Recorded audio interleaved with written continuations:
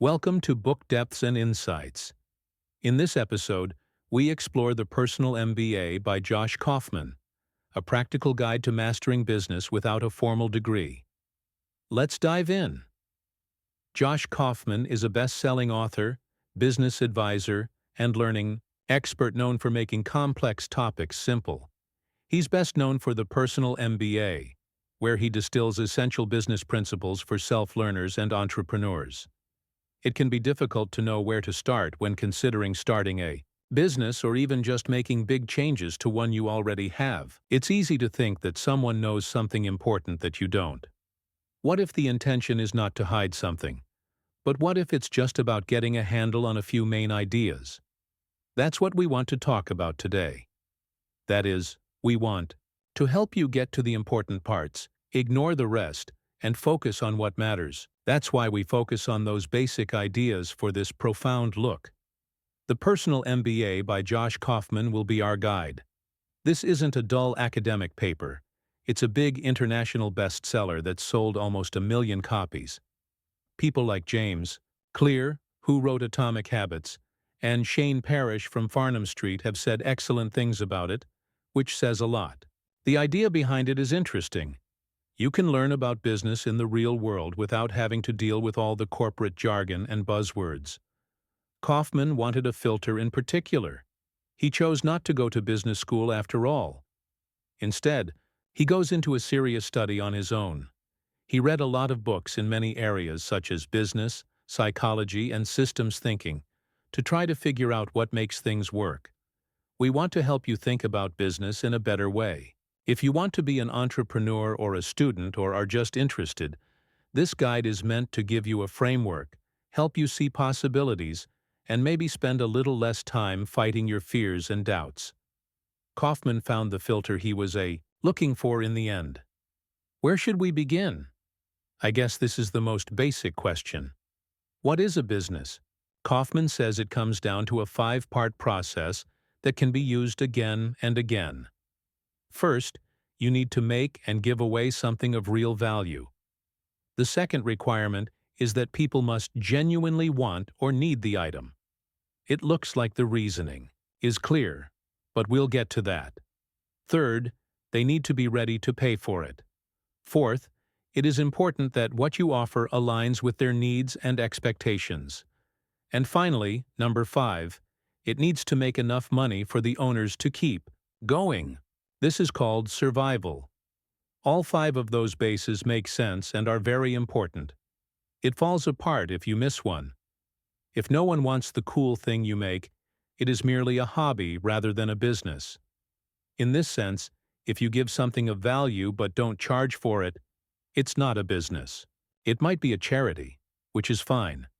And it doesn't last long if more money is leaving than coming in. Yes, exactly. What a wonderful example of how important it is to have something people want is the Segway. Do you remember the Segway? Many people were excited about that launch because it would change towns, transportation, and everything else. That was the idea for sure. It was a cool way to get around and was supposed to be greener than cars because it had very advanced technology.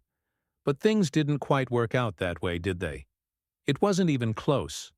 After 5 years, sales were only a small fraction of what they had expected. It wasn't the broken tech. What did it mean? Price and worth were the only things that mattered. Not many people were ready to pay, say, $5,000 for something that might have felt a little weird when you could just walk or ride a bike. It brings this kind of harsh truth to light. If there isn't real market demand at a price people are willing to pay, it doesn't matter how great your idea is. It's true that want is better than wow. This statement resonates deeply. You can come up with the best ideas, but it will be hard to sell them if you don't have a group of people ready and willing to buy. This brings us right up to what Kaufman means by the iron law of the market. That's kind of how the iron law sounds. It says that the size and, more importantly, the quality of the market a business is trying to reach are the only things that can hold it back. You can't get away from it. What this means is that you should make things that people already want to buy. Trying to make desire appear out of thin air usually ends in anger, and most likely, failure. How do we figure out what people want if that's what it's all about? People don't always express their desires clearly. In such situations, understanding some fundamental aspects of what motivates people can be beneficial. Professors Lawrence and Nora at Harvard Business School did work that Kaufman points to. They found that people have 4 basic drives. The first one is the drive to get something. Things like cars and houses aren't the only things at stake. Status, power, and impact are too. Think about high-end companies and investment firms that promise you money. People who work in retail, banking, and even politics all play on this desire for more. More stuff, more status. What is the second one? The second one is the need for connection. That's our deepest need for relationships, connection, and to feel liked, valued, and like we belong. So places that bring people together, like clubs, bars, social networks, and even coffee shops that have that third place feel, are all capitalizing on this need to connect. The third reason is to learn. Our innate curiosity drives us to comprehend concepts, enhance our abilities, and satisfy our curiosity about how things work. This includes educational materials, classes, and possibly even a deep dive like this one. Books, classes, and tutorials are all things we're doing right now to get you to that point where you get it. The fourth one is the drive to defend. We want to feel safe, secure, and able to protect ourselves, our families, our property, our values, and our right to seek justice. It's this drive that drives insurance companies, home security systems, even legal services, and martial arts. Lessons. Anything that makes people feel safer or more protected does. So, it seems like a good place to start evaluating your business idea is to think about which of these drives it links with. It really is. One more big thing that Kaufman says drives people is their social status. As social animals, our place in the group has always given us better access to resources and made us feel safer. It's still in our genes to care about where we stand. It affects many choices. It's everywhere, right? Someone desires a certain job title and drives a particular car. Status seeking isn't always a negative thing.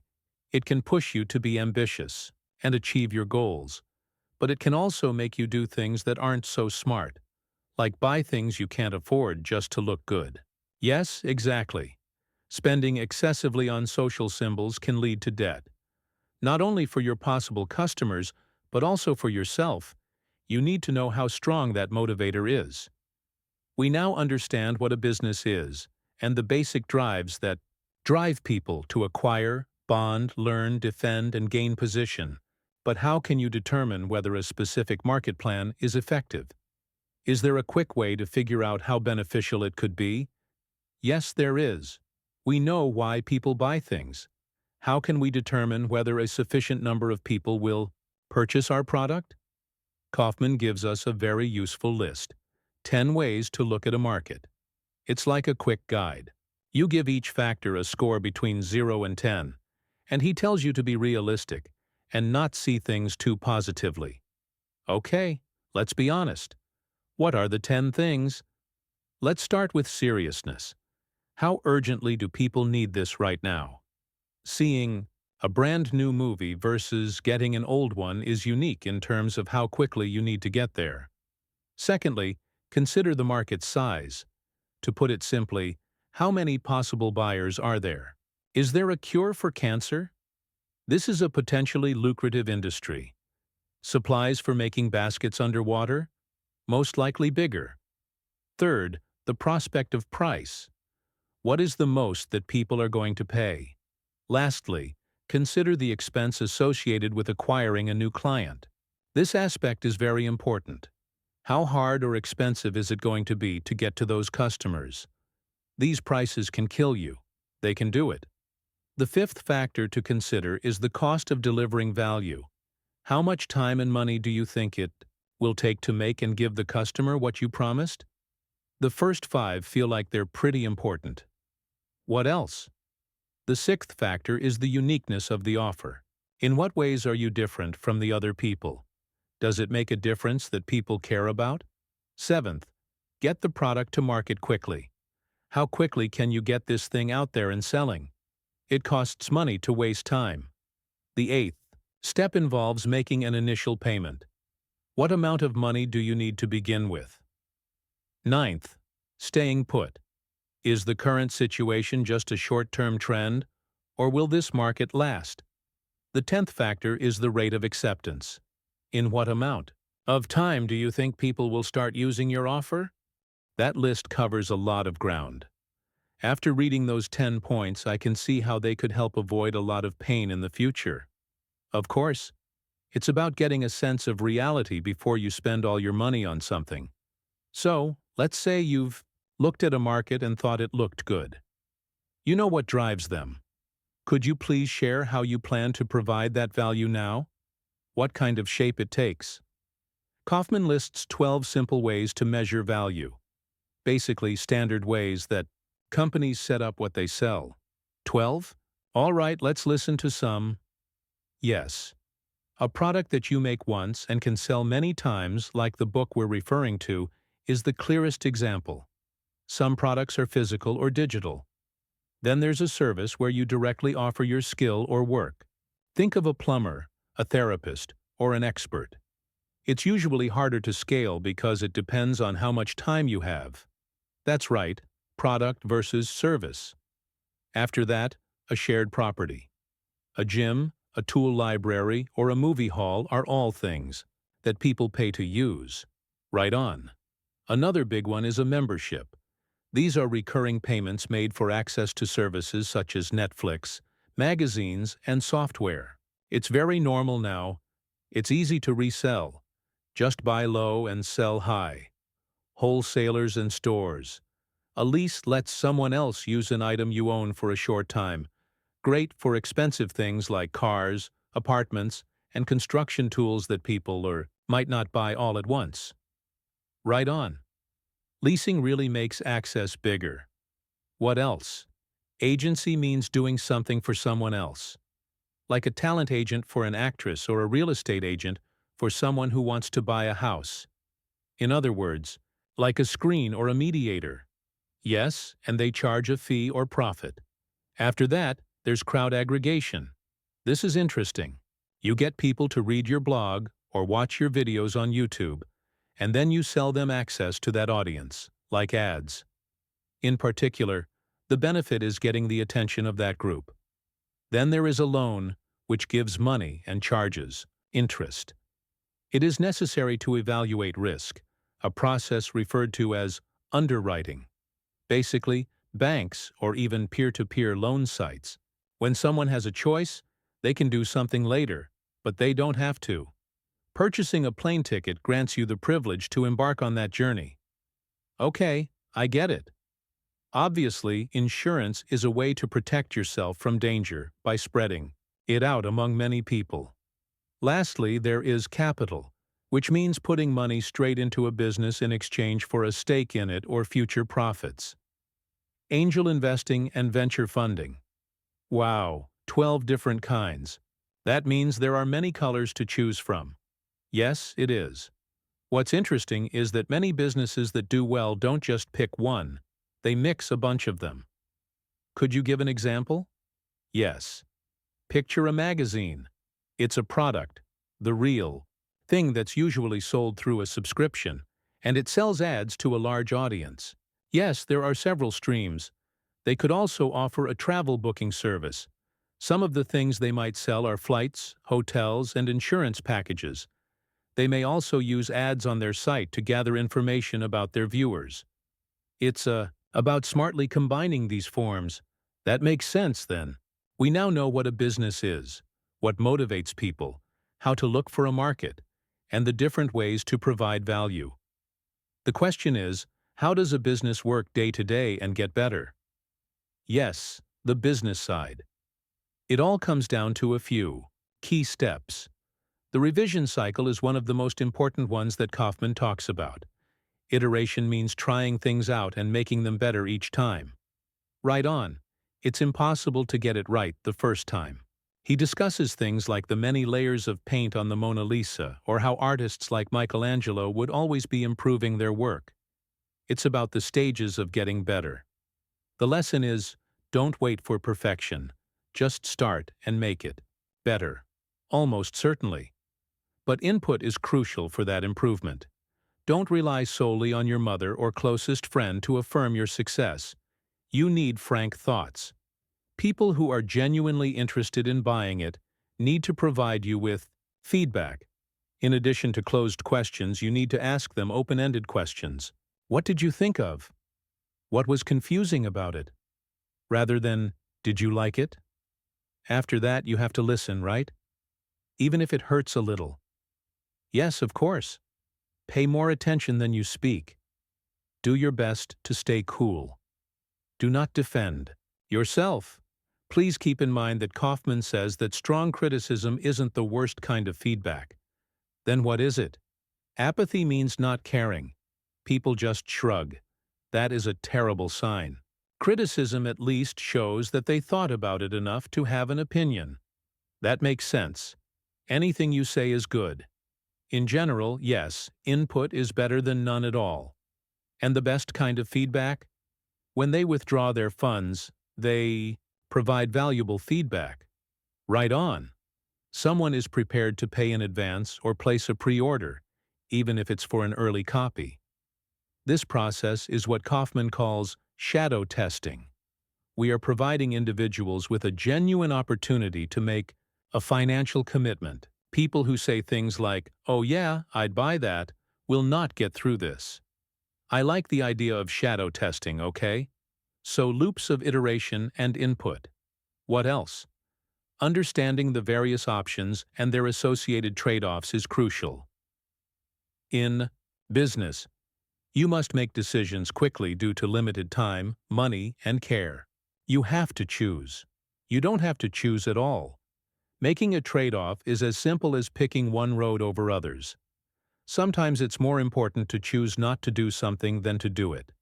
Focus on strategy, and testing important ideas goes hand in hand with that. For a business idea to work, it needs to be based on things that people believe. What kind of way? Describe something. To begin, let us say you wish to start a yoga center. You might think, I can get X members who will pay Y monthly, and that will cover my rent and other costs. Those are important beliefs. What if they're wrong? The whole plan falls apart if they're wrong. The best way to check them isn't just worksheets and hoping for the best. It's testing with real people, which brings us back to feedback and the idea of shadow testing. Right on.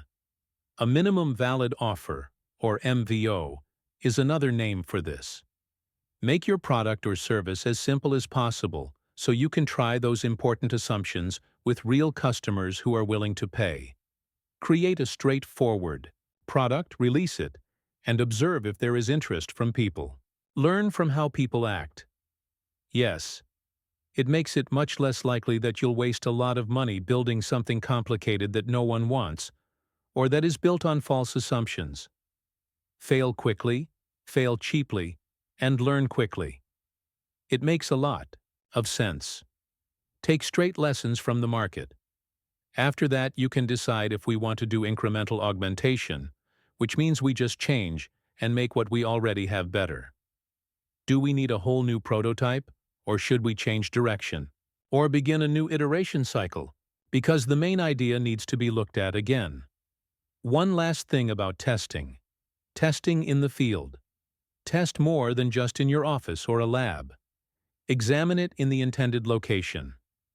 Kaufman talks about the founder of Cafaro International, a company that makes high-end outdoor gear. Before he sells his packs, he puts them through years of tough testing in the real world. That level of in-depth testing in the field provides you with important information that you can't get any other way. That is commitment, I see. Yes.